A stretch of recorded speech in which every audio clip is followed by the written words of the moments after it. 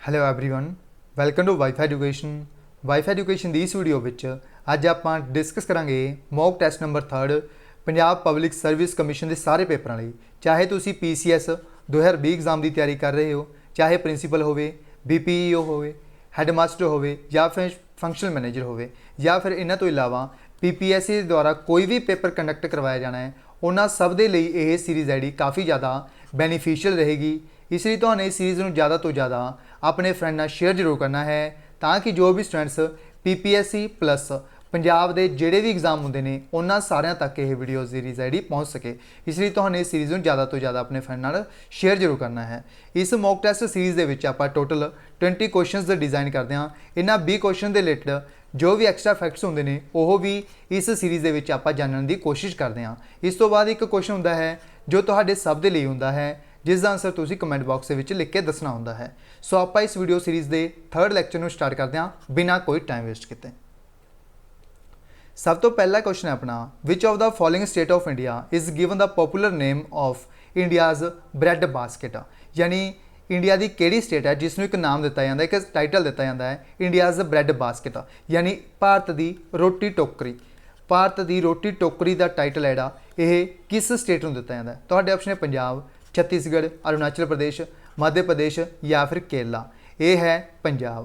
ਜਿਹੜਾ पंजाब राजा है इसनों कहा जाता है इंडियाज़ ब्रैड बास्केट, यानी भारत की रोटी टोकरी। इसलिए राइट आंसर अपना इस क्वेश्चन का ये ऑप्शन पंजाब। पंजाब और हरियाणा दोनों की जी कैपिटल है वो है चंडीगढ़। पंजाब के जोड़े CM ने उन्होंने कैप्टन अमरिंदर सिंह। कैप्टन अमरिंदर सिंह की जी पार्टी है वो भी याद रखना है इंडियन नैशनल कांग्रेस, और गवर्नर ने VP Singh Badnore. VP Singh Badnore. Next question है अपना second number question, which of the following statements is not correct regarding the constitution of India 86th amendment act 2002। यानी जी 86वीं अमेंडमेंट हुई सी कॉन्स्टिट्यूशन के 2002 एक्ट के इस दे विच आपां नूं 4 स्टेटमेंट्स गिवन ने। इन्होंने पूछा किहड़ी स्टेटमेंट है जी नॉट करेक्ट है, यानी सही नहीं है। फर्स्ट स्टेटमेंट गिवन है आपां नूं ए statement, it made the provision for early childhood care, यानी इस दे विच प्रोविजन है प्रोवाइड करती है कि जी अर्ली चाइल्डहुड केयर है वो प्रोवाइड करती है, और and education to children below the 6 years under article 45। यानी आर्टिकल 45 के तहत जो भी 6 साल तो छोटे बच्चे ने उन्होंने एजुकेशन प्रोवाइड करना, जो भी 6 साल तो छोटे बच्चे ने। यह फर्स्ट स्टेटमेंट आपां नूं दित्ती है। इन्होंने कहा है 86th अमेंडमेंट के रिलेटेड आपां नूं किहड़ी स्टेटमेंट है जी सही है, सॉरी सही नहीं है।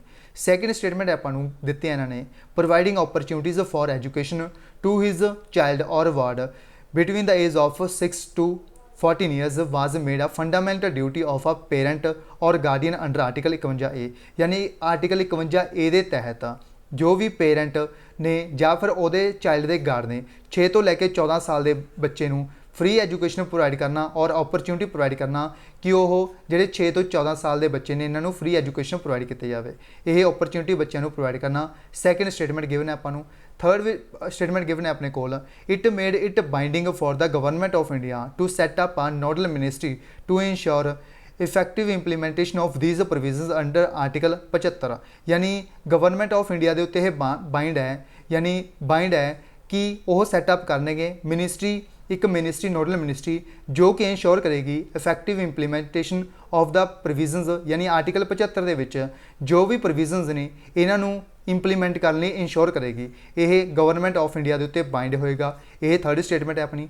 फोर्थ स्टेटमेंट गिवन है आपां नूं free and compulsory education provide करना 6 तो लैके 14 साल के बच्चे नूं, यानी फ्री एजुकेशन प्रोवाइड करना, जरूरी जी एजुकेशन वो प्रोवाइड करना 6 तो लैके 14 साल के बच्चे नूं in the manner as determined by the state was made a fundament right.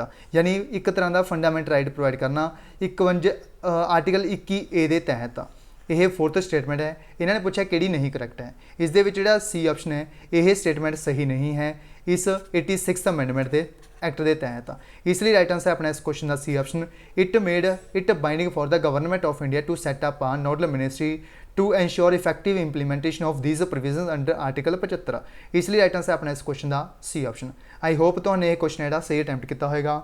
Vary important question है क्योंकि 86वीं अमेंडमेंट हुई सी 2002 के हुई सी, यह बहुत बार रिपीट हो चुकी है। यह UPSC का क्वेश्चन है। UPSC आई थिंक 2013 के क्वेश्चन जो डिजाइन किया गया सी, इसलिए तुमने यह क्वेश्चन याद रखना है। नेक्स्ट क्वेश्चन है अपना third number question. At the time of national movement who started दाश रोजा पीरियोडिकल, यानी नैशनल मूवमेंट के टाइम के उपर एक मूवमेंट हो स्टार्ट की गई सी दाश रोजा पीरियोडिकल। इसनों किसने स्टार्ट किया सी? तुहाडे ऑप्शन ने मुहम्मद अली जिन्ना, अब्दुल गफर खान, लाला लाजपत राय, बाल गंगाधर तिलक या फिर नन ऑफ दीस। इसनों स्टार्ट किया गया सी बाल गंगाधर तिलक के द्वारा। इसलिए राइट आंसर अपना इस क्वेश्चन का डी ऑप्शन बाल गंगाधर तिलक सी जिहड़े इन्हां दे द्वारा स्टार्ट किया गया सी दाश रोजा पीरियोडिकल। इसलिए राइट आंसर अपना इस क्वेश्चन का डी ऑप्शन। आई होप तुहानू ये क्वेश्चन भी जिहड़ा सही अटैम्प्ट किया होगा। नेक्स्ट क्वेश्चन है अपना fourth number question. Who among the following has explained phenomena of photo electric effect, यानी किस दे द्वारा एक्सप्लेन किया गया सी phenomena of photo electric effect? तुहाडे ऑप्शन ने Max Planck, Albert Einstein, Niels Bohr, M S. Rutherford या फिर नन ऑफ दीस। जिहड़ा फिनोमिना सी फोटो इलैक्ट्रिक इफैक्ट का इसनों एक्सप्लेन किया सी एल्बर्ट आइंस्टीन ने। इसलिए राइट आंसर अपना इस क्वेश्चन का B option Albert Einstein. Next question है अपना fifth number question. What was the name of the newspaper published by the Mahatma Gandhi in South Africa, यानी उस न्यूज़पेपर का नाम की है जिसनों महात्मा गांधी जी के द्वारा यह पब्लिश किया गया सी साउथ अफ्रीका दे विच। तुहाडे ऑप्शन ने the Indian opinion, national Herald, leader, the pioneer और नन ऑफ दीज। जिहड़ा महात्मा गांधी जी सी इन्हां दे द्वारा साउथ अफ्रीका दे विच एक न्यूज़पेपर पब्लिश किया गया सी जिसका नाम सी द इंडियन ओपीनियन। इसलिए राइट आंसर अपना इस क्वेश्चन का A option the Indian opinion. Next question है अपना sixth number question. Which of the following ruler founded the city of Agra, यानी किस रूलर के द्वारा एक सिटी सी जिहड़ा आगरा जिसनों फाउंड किया गया सी? तुहाडे ऑप्शन है अकबर, इब्राहिम लोधी, बाबर, सिकंदर लोधी या फिर शाहजहां। जिहड़ा सिटी सी आगरा इसनों फाउंड किया सी सिकंदर लोधी ने। इसलिए राइट आंसर है अपना इस क्वेश्चन का डी ऑप्शन सिकंदर लोधी। यह एक रूलर सी लोधी डायनेस्टी का। लोधी डायनेस्टी का एक रूलर सी सिकंदर लोधी। जिहड़ी लोधी डायनेस्टी सी इसनों फाउंड किया सी बहलोल लोधी ने। बहलोल लोधी। नेक्स्ट क्वेश्चन है अपना seventh number question. Which of the following rulers did not contribute towards the expansion of Buddhism, यानी किहड़े रूलर सी किहड़े शासक सी जिन्होंने कंट्रीब्यूट नहीं किया सी बुद्धिज्म नूं एक्सपेंड करने के लिए? किहड़ा जिहड़ा रूलर सी जिसने एक्सपेंड करने के लिए हैल्प नहीं की सी, कंट्रीब्यूट नहीं किया सी बुद्धिज्म नूं एक्सपेंड करने के लिए? तुहाडे ऑप्शन ने हर्षवर्धन, यानी जिहड़ा रूलर सी हर्षवर्धन, कनिष्का, पुष्यमित्री संगा और अशोका या फिर नन ऑफ दीस। ये सी पुष्यमित्री संगा। इसलिए राइट आंसर अपना इस क्वेश्चन का सी ऑप्शन पुष्यमित्रा संगा सी जिहड़े इन्हां दे द्वारा कंट्रीब्यूट नहीं किया गया सी बुद्धिज्म नूं एक्सपेंड करने के लिए। इसलिए राइट आंसर अपना इस क्वेश्चन का सी ऑप्शन पुष्यमित्रा संगा। नेक्स्ट क्वेश्चन है अपना eighth number question. Which of the following rulers constructed a road from East Bengal to Peshawar called Sadak e Azam, यानी किस दे द्वारा कंस्ट्रक्ट किया गया सी एक road East Bengal to Peshawar, East Bengal तो लैके पेशावर तक, जिसका इन्होंने नाम रखा सी सड़क ए आजम? तुहाडे ऑप्शन है शेर शाह, अकबर, इस्लाम शाह, जहांगीर या फिर नन ऑफ दीज। जिहड़ा रोड सी east Bengal to Peshawar Sadak e Azam इसनों construct किया गया सी शेर शाह के द्वारा। इसलिए राइट आंसर अपना इस क्वेश्चन का A option Sher Shah. I hope तुमने यह क्वेश्चन है सही अटैम्प्ट किया होगा। Very important question. Next question है अपना ninth number question. The first Muslim to be elected as the president of Indian national Congress was, यानी पहले जो मुस्लिम शासक बने सी प्रेजिडेंट बने सी इंडियन नैशनल कांग्रेस से वो कौन बने सी? सब तो पहला इंडियन नैशनल कांग्रेस है ये फाउंड की सी ए.ओ. ह्यूम ने। एलन ऑक्टावियन ह्यूम के द्वारा इसनों फाउंड किया गया सी इंडियन नैशनल कांग्रेस नूं। यह याद रखना है। इस तो बाद आपां पूछा जिहड़े फर्स्ट मुस्लिम प्रेजिडेंट बने सी INC दे वो कौन बने सी? अपने ऑप्शन ने मौलाना आज़ाद, मुहम्मद अली, बदरुद्दीन त्याबजी, शाह वाली उल्ला या फिर नन ऑफ दीज। जिहड़े फर्स्ट मुस्लिम प्रेजिडेंट बने सी इंडियन नैशनल कांग्रेस के वो बने सी बदरुद्दीन त्याबजी। इसलिए राइट आंसर अपना इस क्वेश्चन का C option Badruddin Tyabji. Next question है अपना 10 number question 10th number question. Arrange the following national parks of India from north to south, यानी आपने इन्हों अरेंज करना है नॉर्थ टू साउथ। इन्होंने नैशनल पार्क्स नूं जो इंडिया दी वेरीअस स्टेट्स के लोकेटेड ने। सब तो पहला है इंद्रावती, नागरहोल, जिम कॉर्बेट, उस तो बाद माधव। ये 4 नैशनल पार्क ने आपने इन्हों अरेंज करना नॉर्थ टू साउथ के विच। ये अपने ऑप्शन ने। इसका मैं तुम्हें डायरैक्ट आंसर दसदा हाँ। इसका जो आंसर है वो है सी ऑप्शन 3412, यानी सब तो पहला आएगा जिम कॉर्बेट नैशनल पार्क। जो जिम कॉर्बेट नैशनल पार्क है सब तो पहला यह आएगा। जो जिम कॉर्बेट नैशनल पार्क है ये कित्थे लोकेटेड है? ये लोकेटेड है उत्तराखंड के विच। उत्तराखंड के लोकेटेड है जिम कॉर्बेट नैशनल पार्क। उस तो बाद आएगा अपना 4th माधव नैशनल पार्क। जो माधव नैशनल पार्क है ये लोकेटेड है अपना मध्य प्रदेश के विच। उस तो बाद आएगा अपना 1st यानी इंद्रावती नैशनल पार्क। जो इंद्रावती नैशनल पार्क है ये लोकेटेड है छत्तीसगढ़ के विच। छत्तीसगढ़ के विच लोकेटेड है इंद्रावती नैशनल पार्क। उस तो बाद आता है Nagarhole national park. Nagarhole national park है ये आता है करनाटका के विच, यानी करनाटका स्टेट के विच लोकेटेड है नागरहोल नैशनल पार्क। इन्होंने 4 स्टेटों याद रखो। इन्हों के काफ़ी बारी है जो क्वेश्चन डिज़ाइन किया जाता पेपर के। सो याद रखना है क्योंकि PPSC के द्वारा यह क्वेश्चन जो डिज़ाइन किया गया सी आई थिंक 2013-14 के पेपर होया सी। मैनू पेपर नहीं याद है किस दे विचों ये चक्या गया है, बट यह PPSC का ही एक क्वेश्चन है। नैक्सट क्वेश्चन है अपना 11 number question. The Indian federation can be converted into unitary 1, यानी किस केस दे विच जिहड़ा इंडियन फैडरेशन है इसनू कन्वर्ट किया जा सकता है यूनिटरी 1 दे विच। तुहाडे ऑप्शन है eight the time of Germany elections, यानी जर्मनी दे विच इलैक्शनस होणगे जदों उस समय जिहड़ा इंडिया का फैडरेशन है वो कन्वर्ट किया जा सकता है यूनिटरी 1 दे विच। ये फर्स्ट ऑप्शन है अपना। सैकेंड ऑप्शन है अपना by a 2/3 majority decision of the parliament, यानी जी 2 तिहाई मेजोरिटी है अगर यह डिसीजन ले ले इसनू कन्वर्ट करने के लिए तो हो सकता है पार्लियामेंट की। उस तो बाद थर्ड अपनी स्टेटमेंट है आपको गिवन है if the legislature of majority of the states pass a resolution of that effect, यानी मेजोरिटी ये पास कर दे इस इफैक्ट में तो हो सकता है ये कन्वर्ट। उस तो बाद फोर्थ है अपने को ड्यूरिंग नैशनल एमरजेंसी, यानी जी आपातकालीन है उस दे दौरान यह डिसीजन लिता जा सकता है। अपने 4 ऑप्शन ने इस अपना सही ऑप्शन है वो है डी ऑप्शन, यानी जो अपनी एमरजेंसी जी नैशनल एमरजेंसी लगाई जाएगी उस समय जो इंडियन फैडरेशन है इसनू कन्वर्ट किया जा सकता है यूनिटरी 1 दे विच। इसलिए राइट आंसर अपना इस question D option during national emergency. I hope तो ये क्वेश्चन भी है सही अटैम्प्ट किया होगा। नैक्सट क्वेश्चन है अपना 12 number question. Which of the following committee propose the SARFAESI act, यानी कि कमेटी है जिसके द्वारा प्रपोज किया गया सी सरफेसी एक्ट, यानी इसनू किसने रिकमेंड किया सी सरफेसी एक्ट नू किस कमेटी के द्वारा किया गया सी। तुहाडे ऑप्शन है Abid Hussain committee, MSME act 2006, Bhagwati committee, Narasimha committee या फिर चैलियन कमेटी या फिर नन ऑफ दिस। जो सरफेसी एक्ट है इसनू कमेटी सी जी जिसने रिकमेंड किया सी वो सी नरसिम्हम कमेटी। इसलिए राइट आंसर अपना इस क्वेश्चन का C option Narasimham committee CAD इसके द्वारा प्रपोज किया गया सी सरफेसी एक्ट नू इंप्लीमेंट करने के लिए। इसलिए राइट आंसर अपना इस क्वेश्चन का C option Narasimham committee. Next question है अपना 13th number question. Who among the following is the component to seek the advisory opinion of the supreme court of India, यानी कौन जो हेल्प लै सकता है, यानी सुप्रीम कोर्ट ऑफ इंडिया की जी हेल्प लै सकता है, उन्होंने जोड़े विचार ने वो लै सकता है, कौन लै सकता है। तुहाडे ऑप्शन है president of India, governor of any state, prime minister of India, speaker of लोक सभा या फिर ऑल ऑफ द अबव, यानी उपरोक्त चारों ये लै सकते हैं चारों। इसके लिए जो अपना राइट आंसर है वो है A option the president of India. जोड़े राष्ट्रपति होंगे ने ये जोड़े सुप्रीम कोर्ट के जजिज होंगे ने उन्होंने जी एडवाइस लै सकते हैं। इन्हों के उत्ते कोई लीगली बाइंड नहीं होएगा कि जी सुप्रीम कोर्ट के जज इन्हों एडवाइस देंगे उन्होंने ये फॉर्म करन या फिर इंप्लीमेंट करन। इन्हों के प्रेजिडेंट ऑफ इंडिया के उत्ते कोई बाइंड नहीं होएगा।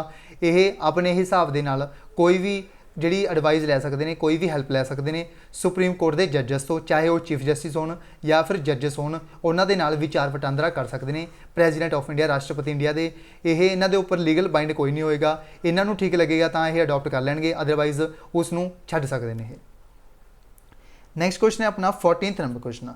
विच of the following will not be considered a money bill, यानी किसनूं कंसीडर नहीं किया जाएगा एक मनी बिल, यानी किहड़ा जिहड़ा स्टेटमेंट है जिस दे विच आपां नूं यह गिवन है कि इसनूं कंसीडर नहीं किया जा सकता एज अ मनी बिल। जिहड़ा मनी बिल है इसनूं मनी बिल कौन कंसीडर करता है, ये करता है यानी कौन डिसाइड करता है, एक स्पीकर हुंदा जिहड़ा लोक सभा का, ये डिसाइड करते हैं कि यह बिल है एक मनी बिल है या फिर नहीं है, ये डिसाइड करते हैं स्पीकर ऑफ लोक सभा। फर्स्ट स्टेटमेंट है अपनी the bill which imposes tax eliminates the tax, यानी जिहड़ा बिल हुंदा है टैक्स नूं इंपोज करने के लिए या फिर इसनूं एलिमीनेट करने के लिए यह मनी बिल दे विच आंदा है। उस तो बाद सैकेंड स्टेटमेंट है अपनी bill related to the taking of money by the government of India. Bill related to taking of money यानी एक बिल जिहड़ा कि मनी नूं लैण दे लई हुंदा गवर्नमेंट ऑफ इंडिया का। उस तो बाद थर्ड स्टेटमेंट है अपनी bill that is not from the consolidated fund of India यानी एक अजिहा बिल जो कि कंसोलीडेटेड फंड ऑफ इंडिया के नाल रिलेटेड ना होवे। उस तो बाद फोर्थ है अपने कोल आ bill that deals with appropriation of funds यानी एक बिल जिहड़ा कि एप्रोप्रिएशन ऑफ फंड्स के नाल रिलेटेड होवे। फिफ्थ है अपने कोल स्टेटमेंट नन ऑफ दीज। ये 5 स्टेटमेंट्स ने इन्होंने पूछा है कि जी मनी बिल के रिलेटेड स्टेटमेंट सही नहीं है। इस दे रिलेटेड जो अपना सही ऑप्शन है वो है C option bill that is not from the consolidated fund of India. जिहड़ा कंसोलीडेटेड फंड ऑफ इंडिया होंदा है इस दे रिलेटेड जिहड़ा बिल होंदा है वो भी आंदा है मनी बिल के रिलेटेड। इन्होंने कहा है नॉट, इसलिए राइट आंसर अपना इस क्वेश्चन का C option bill that is not from the consolidated fund of India. Next question है अपना 15 number question which of the following articles of the constitution of India says that the executive power of every state shall be so exercised as not be impede or prejudice the exercise of the executive power of the union. यानी किहड़ा articles Indian constitution का जिहड़ा कि यह दसदा है executive power है जिहड़ी यानी जिहड़ी एग्जीक्यूटिव पावर है इसका इन्ना किन्ना प्रयोग किया जाएगा जिस दे नाल एग्जीक्यूटिव पावर्स जिहड़ियां बाधित ना होण यानी इफैक्ट ना होण। यह किहड़ा आर्टिकल है जिहड़ा आपां नूं दसदा है इंडियन कॉन्स्टिट्यूशन का। तुहाडे आर्टिकल ने आर्टिकल 257, आर्टिकल 355, आर्टिकल 276, 380 या फिर नन ऑफ दीज। यह आर्टिकल है आर्टिकल 257। इसलिए राइट आंसर अपना इस क्वेश्चन का ए ऑप्शन आर्टिकल 257। इस तो इलावा आपको पूछा जाता फाइनांस कमीशन का जो आर्टिकल है वो किहड़ा है वो है आर्टिकल 280। एक आपको पूछा जाता आर्टिकल 324 किस नाल रिलेटेड है यह है इलैक्शन कमीशन ऑफ इंडिया के नाल related. Election of commission of India के रिलेटेड आर्टिकल है 324, फाइनांस कमीशन के नाल रिलेटेड आर्टिकल 280। दोनों आर्टिकल इंपोर्टेंट ने, याद रखने ने। नैक्सट क्वेश्चन है अपना 16 नंबर क्वेश्चन। लास्ट जो 5 क्वेश्चन ने यह करंट अफेयर्स के विचों डिज़ाइन किए गए हैं क्योंकि करंट अफेयर्स के विचों भी PPSC जोड़ा काफ़ी क्वेश्चन डिज़ाइन करता है, इसलिए 5 क्वेश्चन ने अपने इस इंक्लूड किए हैं करंट अफेयर्स तो। सब तो पहला करंट अफेयर्स का क्वेश्चन है अपना what is the rank of India in the world energy transition index. यानी जो वर्ल्ड एनर्जी ट्रांजिशन इंडैक्स आया 2020 का इस इंडिया का जो रैंक है वो कितना है। फर्स्ट ऑप्शन है अपना 60th, 74th, 56th, 82nd या फिर 91st। इस दे विच जिहड़ा इंडिया का रैंक है वो है 74th। इसलिए राइट आंसर अपना इस क्वेश्चन का बी ऑप्शन इंडिया का रैंक आया है 74 इस वर्ल्ड एनर्जी ट्रांजिशन इंडैक्स के विच। इसलिए राइट आंसर अपना इस क्वेश्चन का बी ऑप्शन 74th। इस तो इलावा PCS का जो एग्जाम होंदा है उस एक क्वेश्चन जोड़ा इस तो जरूर पूछा जाता है, एक रैंक तो जरूर आएगा तो एग्जाम के। इस तो इलावा इस 2-3 क्वेश्चन होर डिज़ाइन किए जा सकते हैं। इस पूछा जा सकता है इस इंडैक्स को रिलीज़ किसने किया है। इस इंडैक्स को रिलीज़ किया वर्ल्ड इकनॉमिक फोरम ने। वर्ल्ड इकनॉमिक फोरम के द्वारा इस इंडैक्स को रिलीज़ किया गया है वर्ल्ड एनर्जी ट्रांजिशन इंडैक्स को। इस तो इलावा तो पूछा जाएगा तो एक क्वेश्चन इस नंबर 1 रैंक है वो किसका है। इस नंबर 1 रैंक है स्वीडन का। नंबर 1 रैंक है स्वीडन का। सैकेंड रैंक है स्विट्जरलैंड का।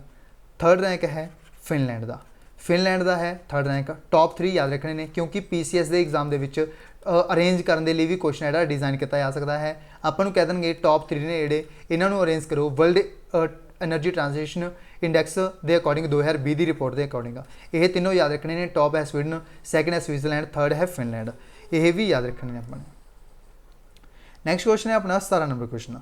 The Indian council for cultural relations ICCR has launched which songs to strengthen India's fight against कोविड-19। यानी ICCR है जोड़ा Indian council for cultural relations इन्हों के द्वारा एक सॉन्ग लॉन्च किया गया। इसका नाम की है यह स्ट्रेंथन करेगा कोविड-19 के नाल इंडिया नूं लड़न के लिए। इसका नाम की है तो ऑप्शन है united we fight, united by emotions, with each other. Fourth option है अपना we will come stronger. Last है अपना नन ऑफ दीज। इसके लिए जो अपना राइट आंसर है वो है यूनाइटेड वी फाइट। इसलिए राइट आंसर अपना इस क्वेश्चन का ये ऑप्शन यूनाइटेड वी फाइट ये अपना राइट आंसर रहेगा इस क्वेश्चन का। इसलिए राइट आंसर अपना इस क्वेश्चन का ये option united we fight. Very important question है, जरूर आएगा तो एग्जाम के। नैक्सट क्वेश्चन है अपना 18 number question. Who has become the new director general of the archaeological survey of India. यानी डायरैक्टर जनरल कौन बने ने आर्कियोलॉजिकल सर्वे ऑफ इंडिया के। तो ऑप्शन है अरुणा सुंदराजन, वी विद्यावथी। थर्ड है अपना पूनम मलक कौनिद, लास्ट है अपना शांता शीला नायर और लास्ट है अपना none of these. Archaeological survey of India जोड़ा इसके जो डायरैक्टर जनरल बने ने वो बने ने वी विद्यावती। इसलिए राइट आंसर अपना इस क्वेश्चन का बी ऑप्शन वी विद्यावती ने जोड़े इन्होंने बनाया गया, इन्होंने अपॉइंट किया गया as the archaeological survey of India के न्यू डायरैक्टर जनरल। इसलिए राइट आंसर अपना इस क्वेश्चन का बी ऑप्शन। नैक्सट क्वेश्चन है अपना 19 number question. The ministry of human resource development जी HRD मिनिस्ट्री है, इन्हों के द्वारा डिवेलप किया गया है एक गवर्नेंस प्लेटफॉर्म। इसका नाम की है, यह क्वालिटी एजुकेशन प्रोवाइड करेगा स्टूडेंट्स को। इसका नाम की है, तो ऑप्शन है समर्थ ERP, वेदांत ERP, सक्षम ERP, अतुल्य ERP या फिर नन ऑफ दीज। इसका नाम रखा गया है समर्थ ERP। इसलिए राइट आंसर अपना इस क्वेश्चन का ये ऑप्शन समर्थ ERP है। इसनों ऐ भी पूछा जा सकता है किस मिनिस्ट्री के द्वारा लॉन्च किया गया। इसनों लॉन्च किया HRD मिनिस्ट्री ने, HRD मिनिस्ट्री के द्वारा इस प्लेटफॉर्म में लॉन्च किया गया जिसका नाम है समर्थ ERP। इसलिए राइट आंसर अपना इस क्वेश्चन का ए ऑप्शन। नैक्सट क्वेश्चन है अपना 20th number question. Name the 7th landing craft utility MK 4th class ship which was inducted into Indian navy at Port Blair. यानी इंडियन नेवी को सौंपया गया है पोर्ट ब्लेयर के विच LCU MK 4th class ship. इसका नाम क्या है? इसका नाम क्या है? 7th landing craft utility MK 4 इसका नाम है। इसका नाम क्या है? तो ऑप्शन है इनक्लू J56, इनक्लू K50, इनक्लू N45 और इनक्लू L57 और नन ऑफ दीज। इस शिप का नाम है इनक्लू L57। इसलिए राइट आंसर अपना इस क्वेश्चन का डी ऑप्शन इनक्लू L57। आई होप तुमने बी के बी क्वेश्चन जोड़े सही तरह अटैम्प्ट किए होंगे। आई होप तुमने सारे सही अटैम्प्ट किए होंगे। एक क्वेश्चन है तुहाडे लिए है जिसका आंसर तुमने कमेंट बॉक्स में लिख के दसना है। Question for all of you, who has taken over as the president of the Indian steel association. यानी इंडिया स्टील एसोसीएशन है इसके जो प्रेजिडेंट बने ने वो कौन बने ने? इन्हों अपॉइंट किया गया जून 2020 ये कौन बने ने? तो ऑप्शन है TV नरेंद्रन, दिलीप ओमैन, अनिल कुमार जहा या फिर मनोज जैन या फिर नन ऑफ दीज।